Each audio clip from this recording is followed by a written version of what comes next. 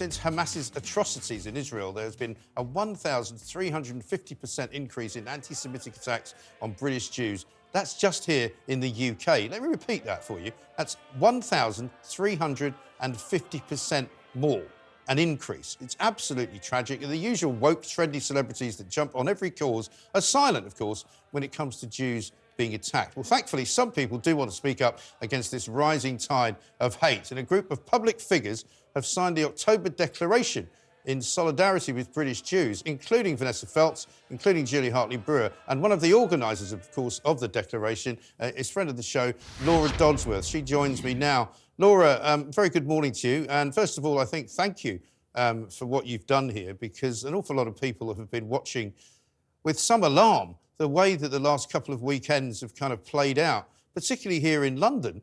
Tell us, first of all, what the October Declaration is. Sure. Well, it's a declaration of over 200 public figures from across professions in the UK. And we've come together to say three things. First of all, really importantly, we unequivocally condemn the atrocious acts of terrorism in Israel on 7 October. On that day, more Jews died in violence than any other day since the Holocaust. And some of the stories which have emerged from that day are so horrific. You know, they stay on the retina. Some of the photographs we've seen of charred bodies, people running, like scenes from horror films, and terrible stories of families who were bound, kneeled, tortured, their corpses desecrated and killed. They're such terrible stories. And yet, before the bodies had even been counted, before the people of Israel had had time to grieve and recover from their shock, there were marches around the world with people chanting, "Death to Israel," and "Gas the Jews."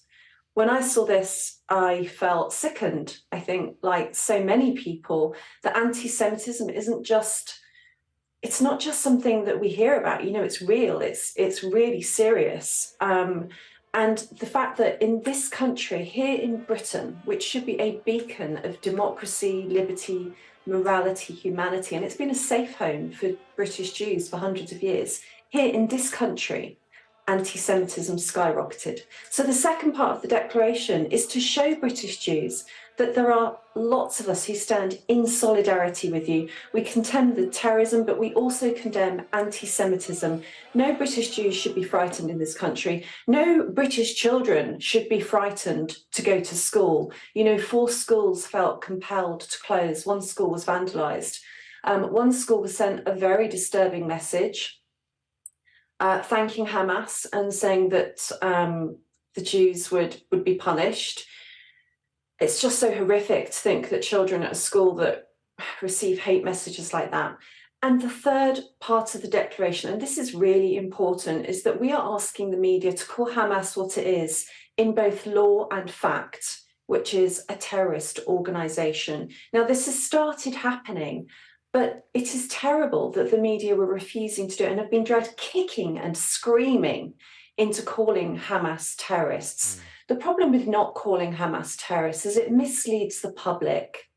It misleads the whole debate about what's happening. It creates a false impression of a moral equivalence between a state, which has a right to self-defense, and a terrorist organisation that goes into people's homes and murders them in cold blood. And the other part about calling Hamas militants or gunmen and not calling them terrorists is it is an unbelievable affront to the dead, the bereaved, and people still living under the threat of terrorism in Israel.